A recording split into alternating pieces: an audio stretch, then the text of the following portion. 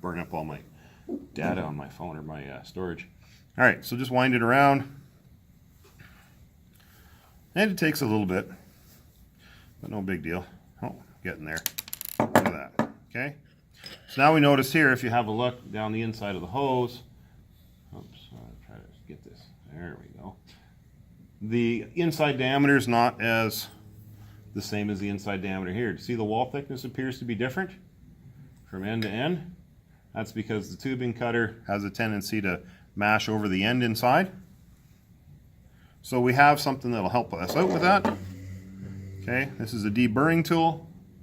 It's got 3 jaws in there. You can put it in the tubing here. And ideally you want to hold it as square as possible. Some people find it easier to set this in there like that. And then they spin it like this. Makes a nice squeaking noise sometimes. And the idea is you're not trying to put a chamfer on the inside of the tubing, but what you're trying to do is just clean up that portion of the aluminum tubing where it got mashed over by the cutter. See how it's much better now? Okay, sometimes you get up burr on the outside of it. If you happen to have a burr on the outside edge, you can use this side here. Again, stand it up in here. Give it a turn or two. Okay, that makes sure that there's no burr on the edge. Okay, so now you know your tubing, the end is completely square. It's been deburred. So the beading tool has a couple portions to it, a couple components to it. First of all, you need something to hold it because the beading process requires a little bit of mechanical force, shall we say, and you need something to hold it. So all this is basically a vise for aluminum tubing. It's got some nice soft, well, fairly hard rubber jaws on it.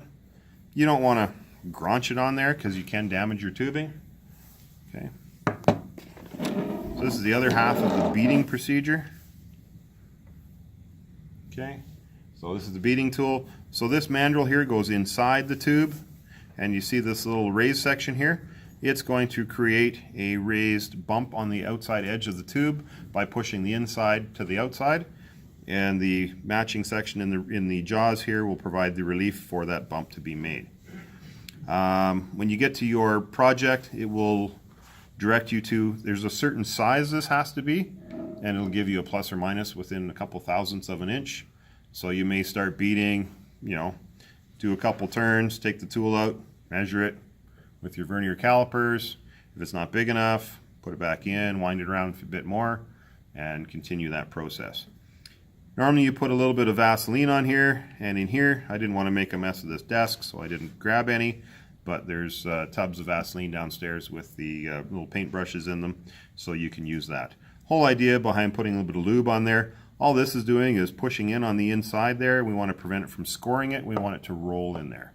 So if it's rolling in there, it won't damage the aluminum. Okay, so we'll put that in there. So you'll put it in until it's flush, like that.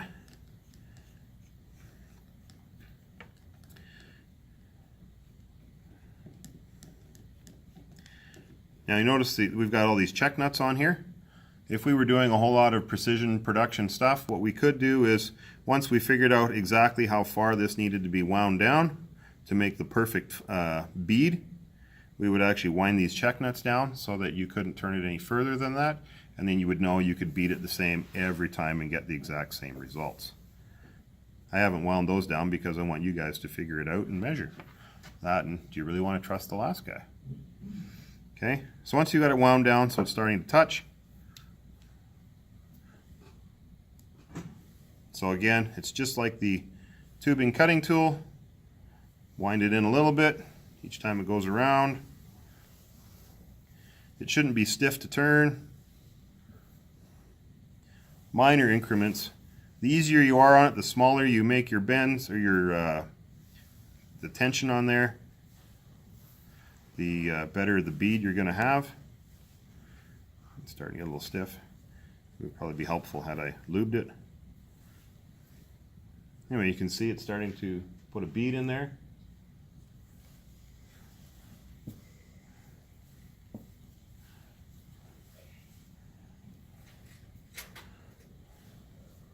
Okay, so at this point, I would stop, unwind this, remove it, and now you're going to measure it with your caliper across the widest point.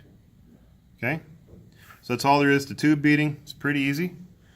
You cut it with the tubing cutter, make it flush, and then you can put the beading tool in and do the beading. Okay, so that's all there is for that.